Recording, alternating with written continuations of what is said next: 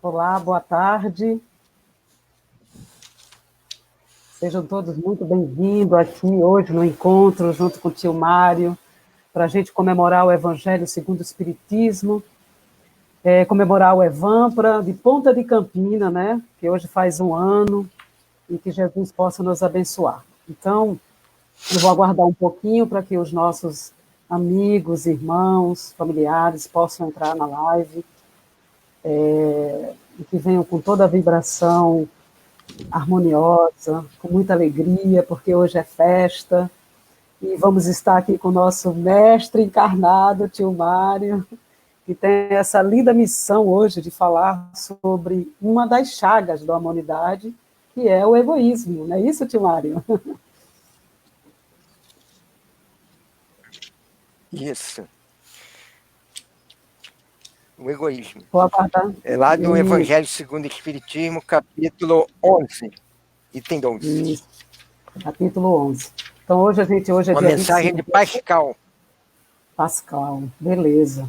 Então, a gente está aqui hoje reunido para fazer a leitura, né, do Evangelho, os estudos da tarde de hoje, bem como a gente também vai aproveitar a oportunidade para fazer a comemoração do Evampra, com N, que é para corrigir aí quem escrever com M.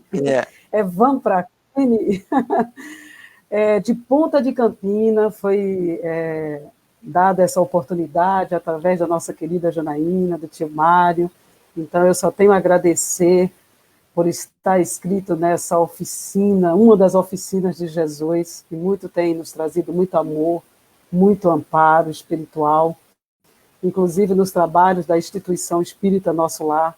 Os espíritos, eles trazem muitos benefícios para o hospital do Nosso Lar, ajuda bastante. Sim. Então, eu só tenho a agradecer por esse momento tão bonito, tão belo da espiritualidade, com essa junção de amores, de trabalhadores do bem, né? Estamos aqui para aprender. Então, eu vou convidar todo mundo a fechar os olhos, né? Não esquecer de trazer a água para ser fluidificada durante todo o aprendizado. Os bons espíritos vêm nos auxiliar para nos trazer harmonia, imunidade espiritual, harmonia, equilíbrio dos chakras, alinhamento das nossas, fazendo a regulação das nossas emoções.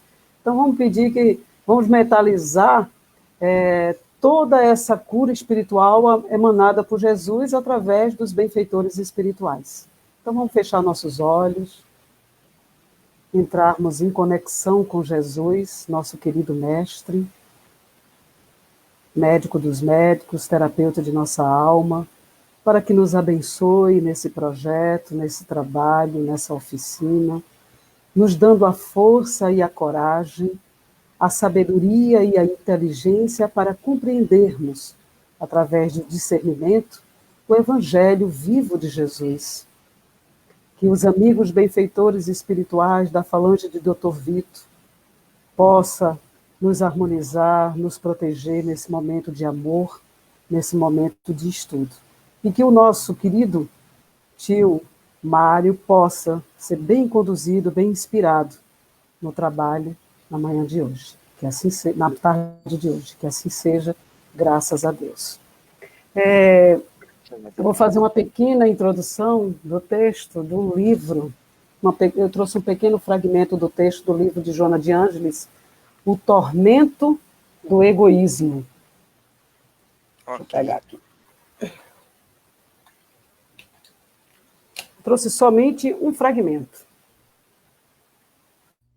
Deixa eu pegar.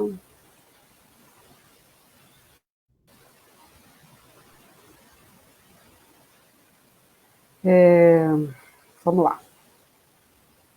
Joana de Ângeles, ela fala que o esforço de crescimento intelecto-moral do ser humano deve ser o logro da perfeita identificação desses dois arquétipos, com a sua consequente fusão harmônica, proporcionadora do equilíbrio emocional. Infelizmente, porém, remanescendo os instintos agressivos em predomínio do psique da humana, o ego assume a diretriz do comportamento, trazendo sempre à tona os conflitos de insegurança, de insatisfação, de morbidez que são decorrência dos períodos ancestrais percorrido antes do surgimento das emoções superiores.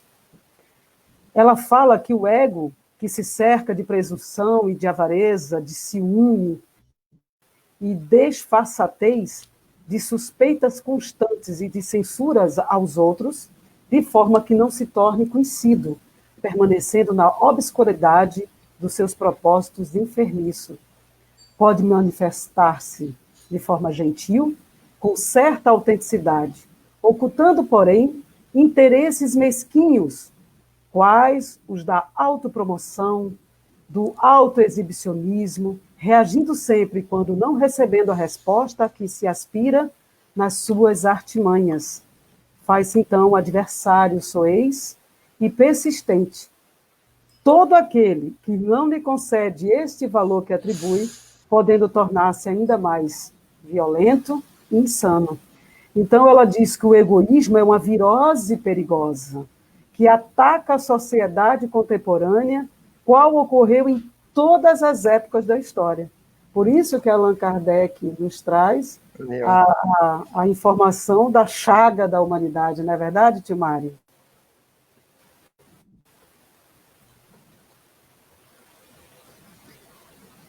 O Espiritismo, na sua condição de restaurador do pensamento de Jesus... Verdade. Joana de Ângeles tem...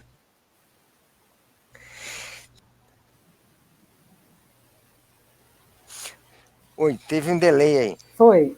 Então ela traz uma visão assim com a psicologia espiritualizada, né? A chamada psicologia transcendental, né? E dá essa abertura aí dessa chaga, né, da humanidade. Ela tem uma visão muito grandiosa. É sempre bom a gente ler Joana de Ângeles. Falando aqui da mensagem do Pascal, a gente sabe que o nome Identidade dos Espíritos, eu sei que está havendo um delay aí entre nós, a gente sabe que a identidade dos espíritos é pouco importante, né? O que vale é a mensagem. Mas quando você conhece que aquele espírito possivelmente ditou aquela mensagem, isso tem um grande valor, né? Embora a gente saiba que o nome seja secundário, mas tem um grande valor. A gente recebeu uma mensagem de Dr. Bezerra, recebeu uma mensagem lá do Emmanuel Fica, possivelmente foi ele mesmo. A gente vê a grandiosidade com outros olhos, né, a mensagem. Né? Depois da gente avaliar, realmente foi um espírito superior quem ditou. E quando a gente vai ver Pascal era um geômetra, filósofo, físico, escritor, né? Foi um grande trabalhador aí do conhecimento científico e do conhecimento filosófico, né? Aos 18 anos ele inventa uma máquina de calcular. Aos 18 anos, né? No século XVII, isso. No século XVII, inventa uma máquina de calcular. Não precisava eu dizer mais nada, né? Faz aqueles tratados todos lá, consegue estudar todas as proposições de geometria grego. E escreve trabalhos sobre o vácuo, sobre os cálculos das probabilidades, possibilidades, e depois se converte lá, vai para o mosteiro e passa os anos de vida que ele tem escrevendo sobre o cristianismo. Então é alguém que em vida meditou bastante sobre o egoísmo, sobre a caridade, sobre os defeitos humanos, sobre as virtudes humanas e as possibilidades, né, que a religião cristã, os últimos anos dele foi escrevendo sobre o pensamento cristão, a religião cristã. Então, é um homem que pensou bastante. Agora, imagine esse mesmo homem com a visão espiritual. Como não fica? Como não fica? Então, vamos ler aqui a visão dele sobre o egoísmo. Se os homens se amor, vocês, para livrar o vosso coração da couraça que o envolve, permitindo assim que ele se torne mais sensível para aqueles que sofrem. Então, para que a caridade fosse melhor praticada, para que os homens se amassem, né, seria necessário um esforço maior. Para quê? Nós livrarmos o coração dessa couraça. O que é uma couraça, né? Couraça tem a ver com armadura. Eram aquelas armaduras que impediam da flecha, da espada, no guerreiro, penetrar o corpo dele. Então ele compara as nossas dificuldades a uma couraça envolvendo o nosso coração. E quando nada consegue penetrar no nosso coração, né? Quando a gente não consegue tirar nada dele também, o que acontece? A gente fica em si mesmado, né? Se a gente for, a gente diria que é um amor exagerado ao interesse pessoal, ou aos próprios interesses. Primeiro eu, segundo eu, terceiro eu, quarto eu, quinto eu. Se sobrar alguma coisa, a gente ainda pensa no próximo. Mas enquanto tiver o nosso interesse pessoal, a gente vai pensar em nós mesmos. Então, quando a gente tem essa couraça, é de difícil penetração. Nada consegue tocar o nosso coração. E quando a gente fala em coração, nós estamos falando em sentimento, né? A gente tem um sentimento de amor ao próximo. Então, como ele diz aqui, se os homens se amassem com idêntico amor, a caridade seria melhor praticada.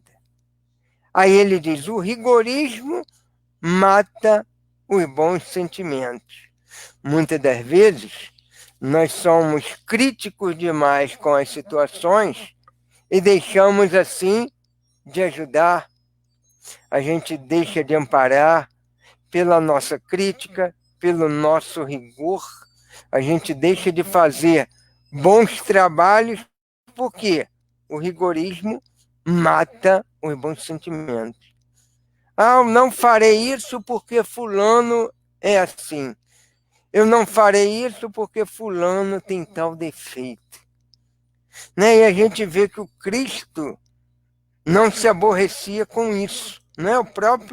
A própria página de Pascal fala isso. O Cristo não se aborrecia com ninguém. Aquele que se dirigisse a ele, quem quer que fosse, não era repelido. A mulher adúltera, o criminoso, todos eram socorridos. A gente vê que até no instante final, quando é dirigida a palavra a ele, por Dimas na cruz, né? Ele dirige a palavra a ele e responde a ele. Respondeu até, conversou até com o obsessor, com aquela falange.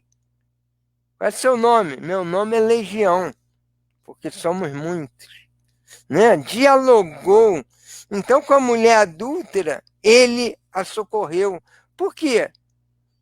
Pelo amor que ele tinha e por entender toda a cena, né? Naquela cena, quem estava ali julgando? Só via a adúltera. Onde estava o adúltero? Perguntaria depois Emmanuel numa das páginas dele, né? Onde está o adúltero? Ela não caiu sozinha. Nem muitas vezes, quantos levaram ela à queda?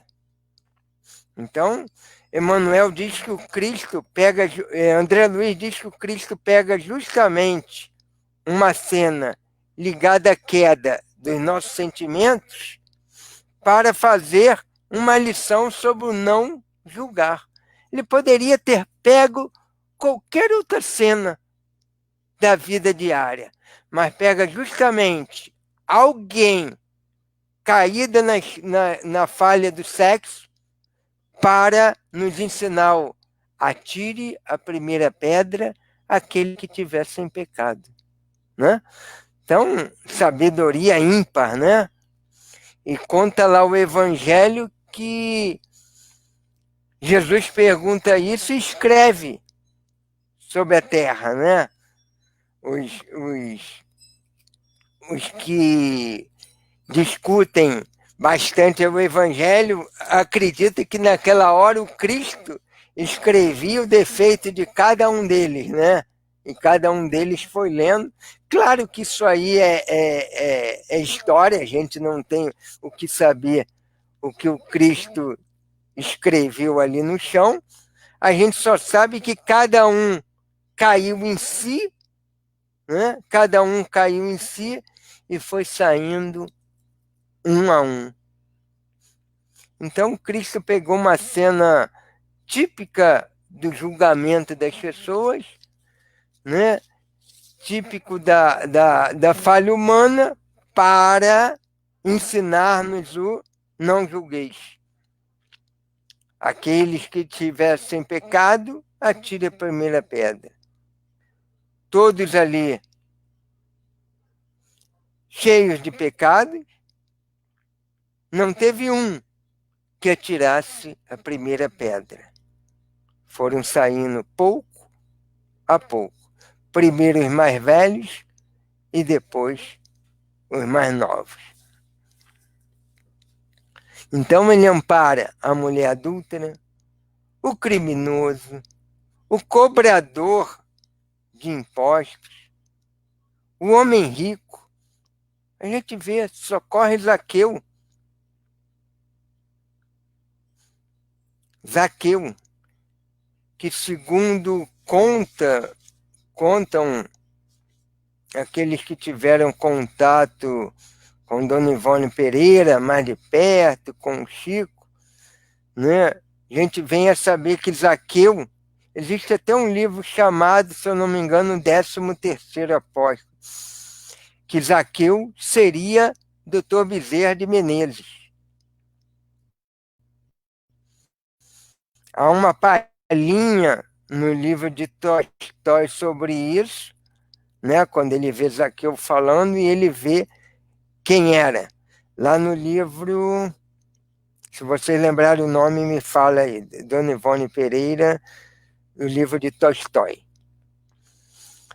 E aí a gente vê o próprio Zaqueu caindo em si, dizendo, ó, se eu causei algum malefício a alguém, eu pago 4 vezes mais. Se causou ou não, tá doutor Bezerra pagando 4, 5, 6, 10 vezes mais aí para a gente, né? Doando-se para a gente. Fiel, né, a promessa que ele fez lá ao Cristo naquele momento. A gente vê ele não repele as crianças, né? Que tentam tocá-lo. Ele diz, vinde a mim, as criancinhas. A gente, quando estuda o livro Memória de um Suicida, é um livro que eu vou estar sempre falando aqui com vocês, né? Não tem jeito, até porque a gente estuda esse livro desde a década de 1980, então a gente vai estar falando desde o início da década de 1980, então a gente vai estar falando sempre aí desse livro, porque é um dos grandiosos livros mediúnicos, né? Um livro com com conhecimento ali dentro dele de doutrina espírita fabuloso, né, onde a gente encontra toda a codificação. E lá nesse livro, um dos instrutores, Aníbal de Silas, é um jovenzinho que dá a instrução para os companheiros suicidas, preparando-os mais tarde para a reencarnação, para os embates da vida, e ele apresenta o Evangelho para eles. Apresenta o Cristo. Por quê?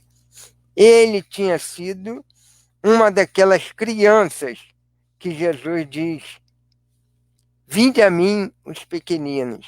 E colocando a mão na cabeça dele, o Cristo, como encheu ele de reverência, né?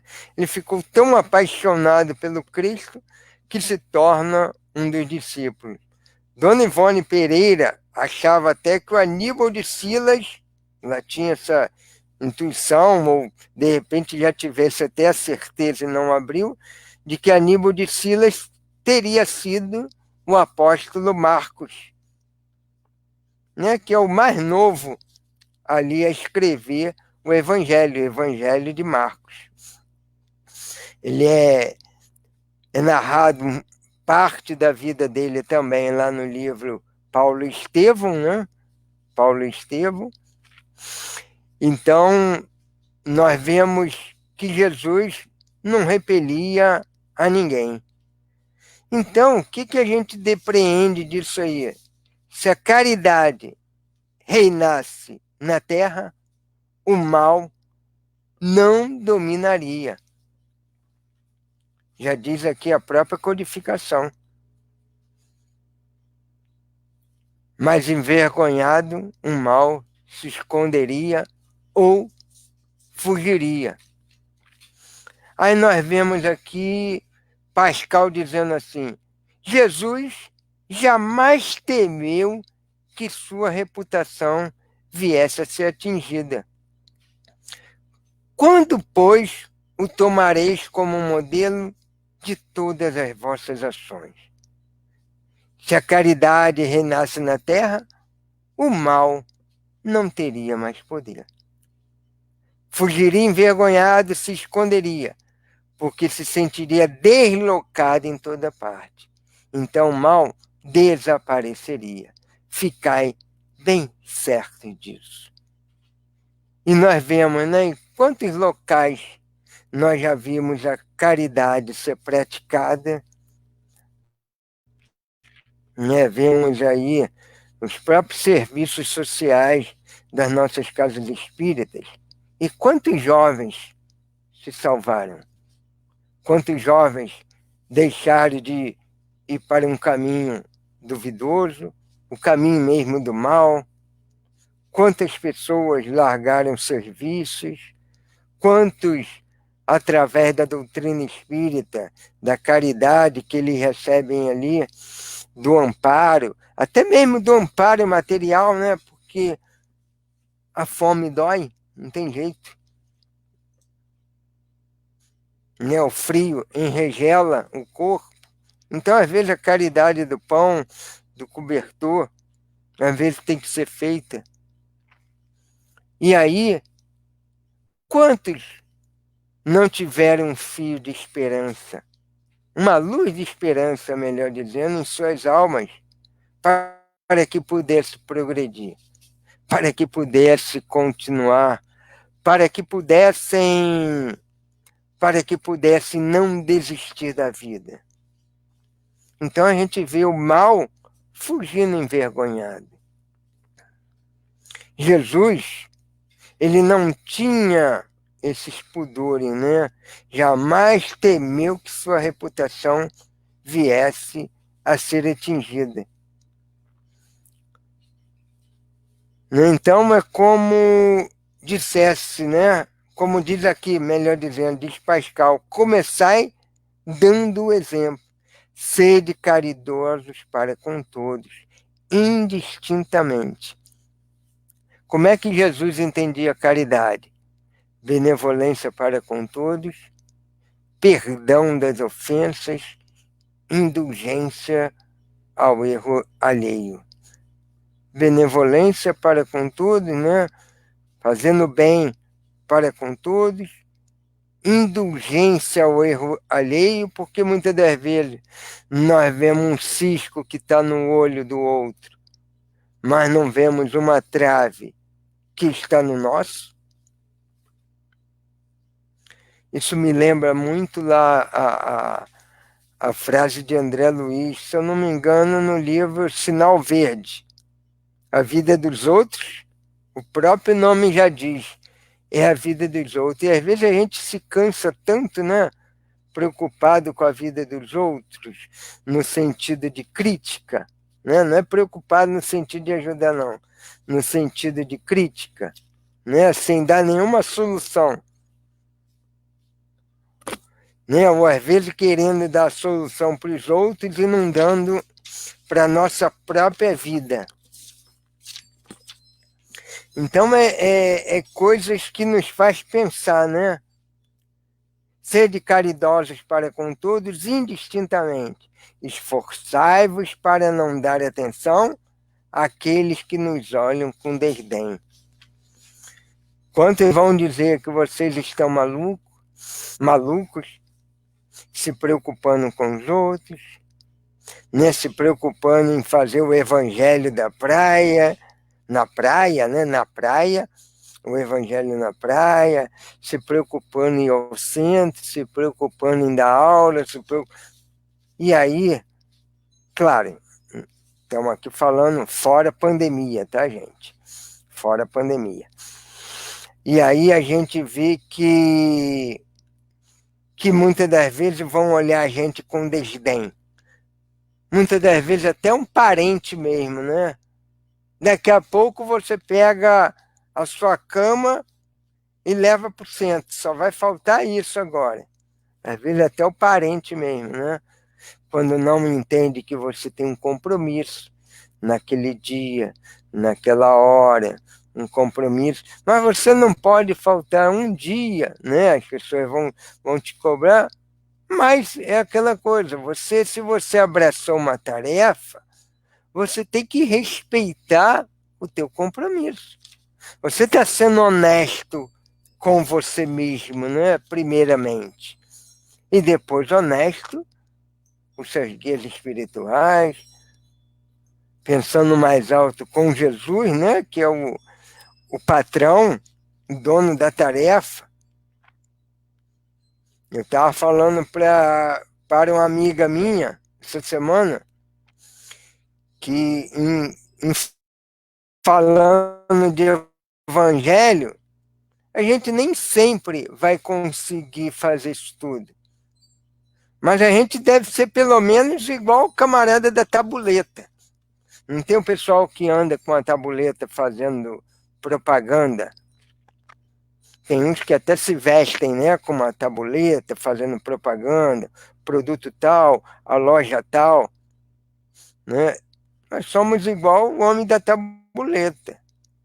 A gente ainda não tem, muitas vezes, aquele produto. A gente não conhece nem muito bem, mas a gente sabe que aquele produto é bom e você começa a falar sobre ele. Né? Você acredita naquele produto, você sabe que ele é bom, você às vezes não tem nem condições de ter, né? Ah, vou fazer um anúncio, uma tabuleta lá, uma propaganda.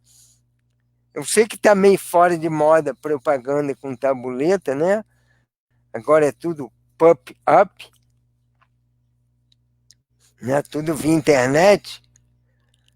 Mas a gente às vezes não vai ter aquela propaganda, aquele celular que a gente está lá na nossa tabuleta, a gente não pode, mas a gente sabe que é bom, a gente acredita que é bom, a gente tem a certeza que é bom. Em relação ao Evangelho do Cristo, muitas das vezes a gente só está com a tabuleta, ó, dizendo, ó, gente, a gente tem que fazer esse esforço aqui, ó. Essa é a salvação, não tem outra. Não tem outra, é o caminho do bem. É o caminho do bem que é a salvação. Salvação no sentido aí da gente ficar a salvo das dificuldades interiores, né? Não uma salvação que vai para o céu e acabou tudo e está tudo bem. De ficar a salvo das expiações, né, que são consequências das nossas más escolhas. A gente está aí, ó. Estamos firmes, a gente não pode baixar a tabuleta. Né? A gente tem que continuar falando, ó. O Evangelho de Jesus há de socorrer a todos nós, né? É o caminho, a verdade e a vida. Ou como diria Joana de Ângeles, o caminho da verdadeira vida. Né? O caminho, a verdade e a vida. Aí ele diz: esforçai-vos, começai dando exemplo, sede caridosos, indistintamente, esforçai-vos para não dar atenção àqueles que nos olham com desdém, e deixai a Deus um encargo de toda justiça, porquanto no seu reino, a cada dia, ele separa o joio do trigo. Separa o joio do grão de trigo. Não é que muitas das vezes a gente gasta nosso tempo demais, né? Se defendendo. Né? A gente gasta o tempo demais querendo provar para aquele parente, para aquele amigo, que o nosso raciocínio está certo. Não existe maior raciocínio para o outro do que você perseverar. Com o tempo, as pessoas podem nem abraçar a sua ideia, mas vão te respeitar pela tua perseverança. Como você perseverou. Nem muitas das vezes, aqueles que nos olham com desdém, na verdade, ele também é um desprezado, né? Em uma série de situações aí da vida. Muitas das vezes, é ele que tem um problema e não nós. E aí gastamos um tempo danado, né? Com isso. Quando Pascal diz assim, ó, deixa a Deus cuidar de toda justiça. De toda justiça. Muitas das vezes, a gente vai conseguir isso. Não. Mas volto a falar para vocês. Nós devemos lembrar sempre do vidro de perfume. De tanto vidro carregar perfume, acaba ficando cheiroso. Você pode encontrar um vidro de perfume lá no lixo, vazio.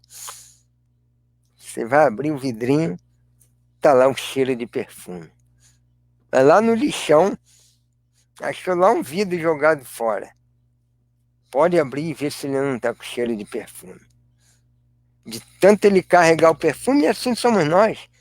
De tanto a gente falar do Evangelho, de tanto a gente falar de Jesus, isso uma hora há de nos modificar. De tanto nós insistirmos nisso, uma hora haveremos de aprender. Igual matemática, né? Para muitos é difícil, mas se você sentar, ficar insistindo, vendo novos métodos, um jeito de fazer aquilo, uma hora de tanto você tentar, aquilo flui de você.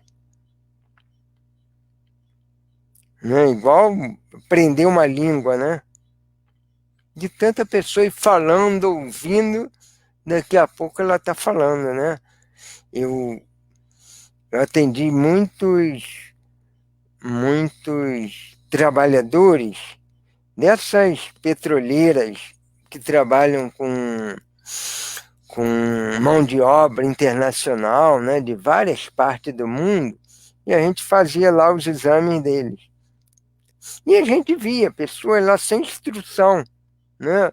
Falava um inglês igual a gente igual um linguista fala, igual um gramático fala. Não, mas falavam às vezes inglês, francês, espanhol, alemão, às vezes sem ter uma cultura aí do mundo, sem ter um diploma, né? Era trabalhador, às vezes braçal, mas de tanto ir ouvindo, de tanto aquilo vai impregnando nele, daqui a pouco ele está imitando, daqui a pouco está falando igual. Então, conhecia pessoas que falavam 3, 4 línguas. Ah, deve errar aqui um artigo, deve errar aqui uma locução verbal qualquer, até erra, né? Como nós mesmos erramos no português, né? Muitos de nós erram aí no português, eu sou um deles. Então, de tanto ele estar ali ouvindo, falando, daqui a pouco aquilo flui dele, né? Flui. Assim somos nós, né? Só que nós, com o Evangelho, não vai ser só uma questão da gente ouvir. É a gente ir quebrando essa couraça, né? Que Pascal diz, para deixar o sentimento sair de nós em busca do outro. Ou melhor, para que o Evangelho entre em nós e saia de nós na direção do outro, né? Aí continua ele aqui, ó. Deixar o encargo de toda justiça, porque no seu reino, a cada dia ele separa o joio do trigo. Teve um vídeo um dia desses que alguém me mandou, mostrando como era o joio e como é que era o trigo. São bem parecidos, né? Às vezes nasce ali um do lado do outro, mas quando você macera o joio, não sai grão nenhum dentro, né? Aquelas espigazinhas, vê que na verdade estava ali ao lado. E a vida vai separando, né? A própria morte física já separa os bons dos maus, né? Por questão de peso específico que a gente poderia dizer, né? A gente é traído para aqueles que mais se afinizam conosco e aqueles que tiverem ideais bem próximos de nós. É claro que a maioria das vezes a caridade dos bons espíritos vai influir sobre nós, né? Agindo com sua misericórdia para como nos dando algum crédito que a gente depois possa retribuir em trabalho do bem, como se acreditando mesmo em nós, né? Como se tivesse investindo em nós. Todos nós, né? A misericórdia divina está agindo. Aí ele diz aqui, o egoísmo é a negação da caridade. Ora, sem a caridade não há tranquilidade para a sociedade. Né? Porque a gente se fecha junto de nós, mesmo junto dos nossos, a gente não vai em busca do outro e a gente só busca o que for bom para nós e não bom para todos. E aí não há segurança, né? Com o egoísmo e o orgulho morando na mesma casa que nós, né? Eles que andam, como diz Pascal, de mãos dadas. Sempre haverá uma corrida favorável ao mais esperto. Parece que Pascal está falando isso hoje, né? Falou em 1862. Sempre haverá uma corrida favorável ao mais esperto. Uma luta de interesses em que as mais santas afeições são calcadas sob os pés. Em que nem mesmo os mais sagrados laços de famílias são respeitados. Então, quando envolve interesse pessoal, às vezes, como diz lá o livro dos Espíritos, é a pedra de toque, né? para saber a evolução do outro. Então, cada movimento desse que a gente fizer em função do outro, a gente está diminuindo o nosso eu. É necessário que ele cresça, o Cristo cresça, e o nosso eu diminua, né? Então, haverá sempre, enquanto o orgulho e o egoísmo morar na mesma casa que nós, haverá sempre essa luta, né, desfavorável de você estar sempre lutando para você mesmo e para os seus e não o interesse geral.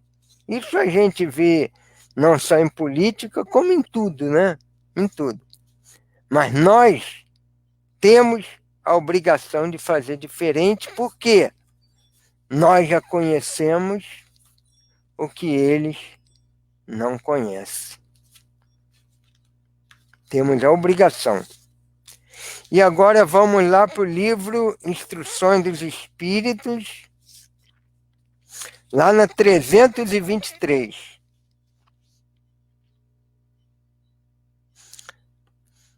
Em que ele diz, o benfeitor Baltazar fala, né, que os trabalhos para se solidificarem mesmo demora cerca de 20 anos, né, contado na Terra. Aí, Valéria, só faltam 19 anos. Aí, Jana, só faltam 19 anos, hein? Por quê? Realmente é isso, né? Qualquer coisa grandiosa que a gente faça demora 20 anos. Uma marca, por exemplo, para se estabelecer, para ficar sólida, é 20 anos.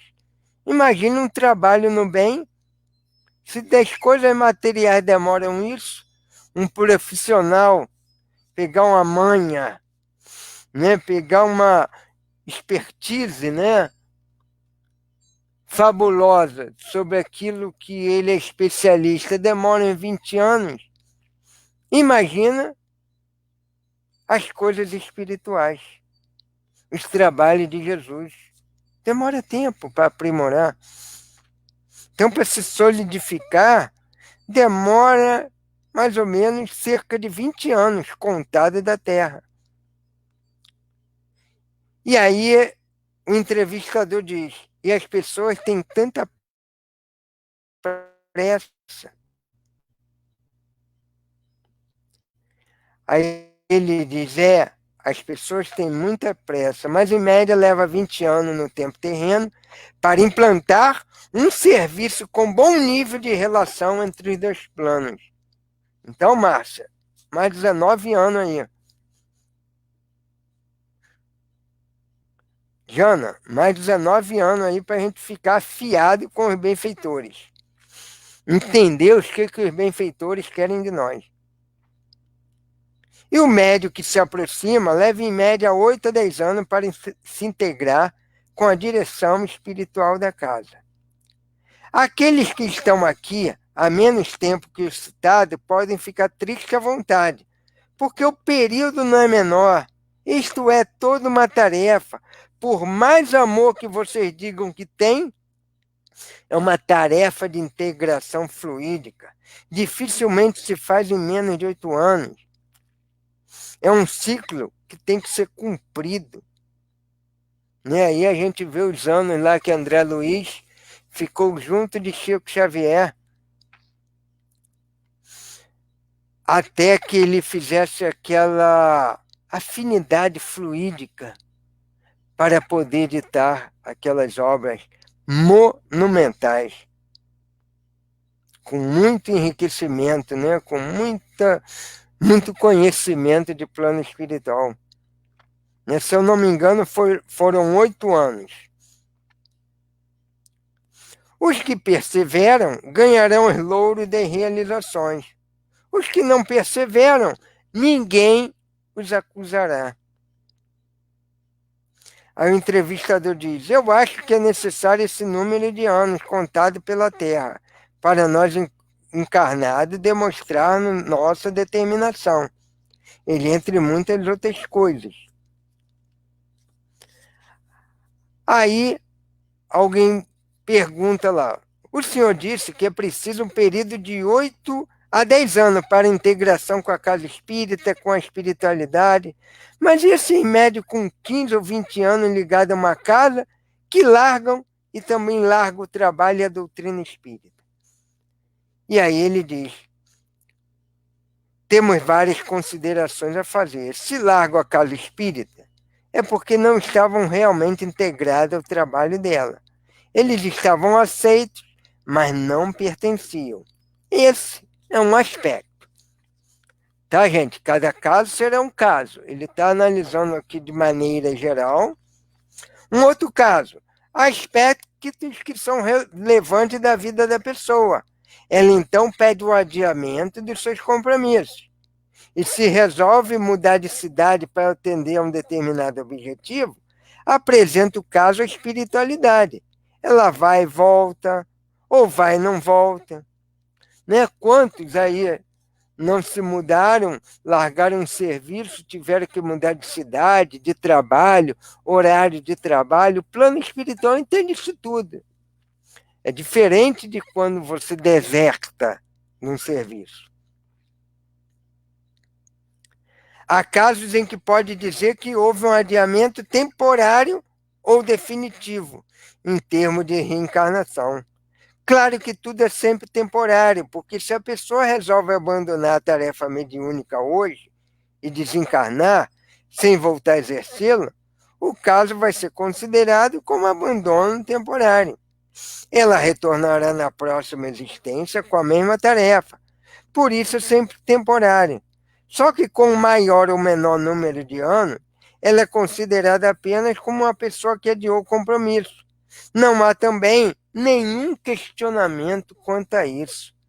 Igualmente, a Pascal, o benfeitor Baltazar, diz que a Deus cabe tomar conta de toda a justiça. Eles também não fazem nenhum questionamento quanto a isso, né? Porque isso é de cunho pessoal. Aí alguém pergunta: isso pode ser considerada queda? Não, não há queda quando você abandona tudo em razão da paixão. Não, há queda quando você abandona tudo em razão da paixão. Quando você deixa que a paixão domine o seu compromisso. Aí é em função da riqueza, do amor. Qualquer compromisso que esteja no campo da paixão é considerado genericamente como falha quando você abandona. Então, largou tudo por uma paixão, pela riqueza, por um amor. Né? A gente vê lá o homem rico. Jesus não era contra a riqueza, mas ele via que a paixão daquele homem era a riqueza. Para te seguir, Senhor, vai, vende tudo que tem e siga-me. Dê aos pobres e siga-me. E o homem sai dali triste. Então, é queda quando você larga tudo, abandona por uma paixão ou por covardia. É muito simples aqui a lei de Deus. Você tem esses dois aspectos. Por covardia, porque pura e simplesmente você desistiu de lutar. Ou por uma paixão, você larga o lar, larga o centro espírita, larga tudo para ganhar dinheiro. A lei considera isso tudo paixão. Agora, a paixão relevante, mais relevante, menos relevante. Até a paixão que vocês demonstram quando se consideram feridos, irrealizados, maltratados, relegados. Isso tudo para nós é considerado paixão. Ah, estou com meu orgulho ferido, né? Lá no centro ninguém me compreende. Ah, isso, aquilo, e a gente vai e larga tudo. Tudo isso para nós é considerado paixão. É por isso que sempre procuramos encaminhar as pessoas para outros núcleos. Se não deu certo aqui, diríamos nós, vai para uma outra casa espírita, vai para um outro trabalho. Só não larga o serviço, só não larga a enxada. Porque depois alguém bota a mão na enxada, é ruim de você achar outro. Ferramenta de trabalho não é fácil de achar. Então, procuramos encaminhar as pessoas para outros núcleos. Elas não terminam as tarefas aqui e continuam em outro lugar. E até aplaudimos. A falta só se dá por paixão ou covardia, o medo do enfrentamento das lutas, as dificuldades. Então, a gente fecha o estudo de hoje, né, falando sobre a necessidade do amor e a necessidade de manter a mão no trabalho. Não tem outro caminho, gente. É o estudo, o trabalho, o conhecimento de si mesmo, né? São os caminhos que não dá para a gente fugir deles se a gente quer crescer. E a gente não cresce sem o outro. Você pode ter algumas conquistas sozinho? Pode. Como eu costumo dizer, ó, tu foi lá para o Monte Everest, montou lá um mosteiro e mora sozinho. Aprendeu até a levitar. Ó. Depois de 10 anos, consegue levitar. Agora, conquista ainda, consegue meditar, consegue não pensar em nada, consegue ficar em silêncio, mas conquistas reais só na troca, gente. Só na troca. Deus já colocou em nós essa necessidade, né? Por isso é uma lei. A lei de sociedade está lá exarado em O Livro dos Espíritos. Lei de sociedade. Necessidade da gente fazer troca.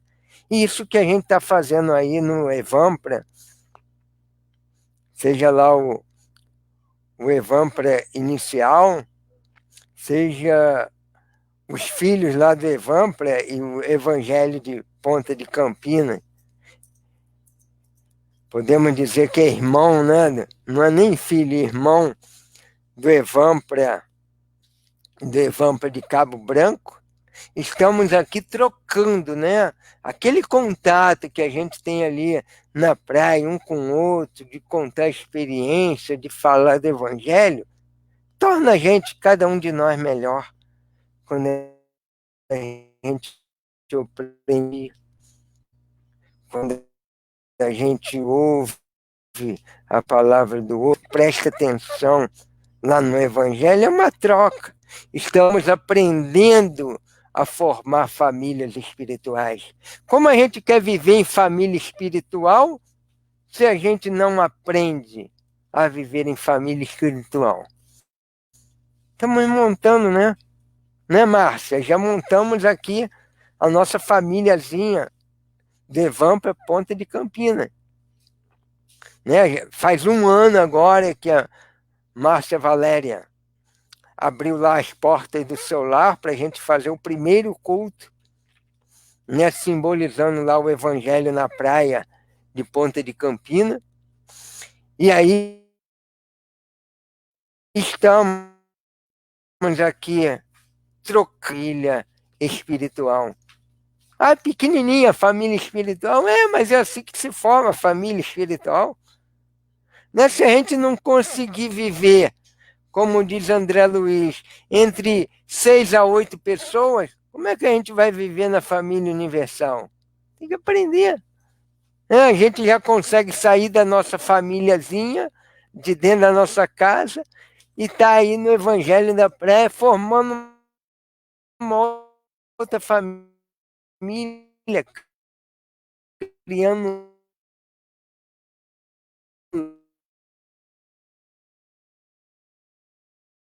laços, né?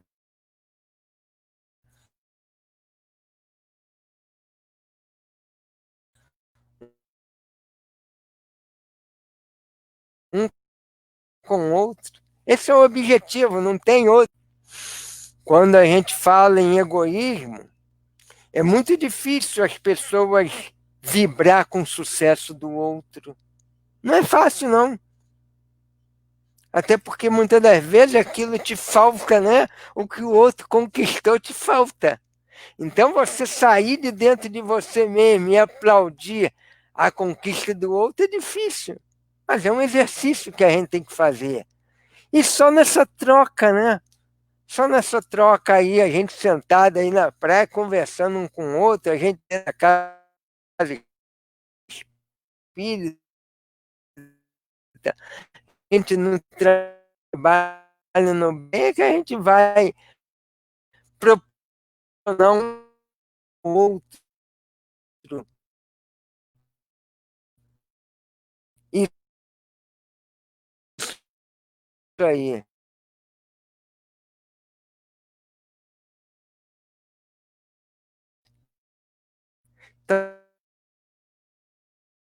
Estão tecidos. E aí da Márcia. Vamos esperar ela voltar. Márcia, faz a prece pra gente, querida. Opa, voltei aqui. A gente está com a diferença de delay, um pouquinho de travamento, mas, assim, um estudo belíssimo, maravilhoso, né? Escutar tio Mário, a gente fica aqui em êxtase espiritual.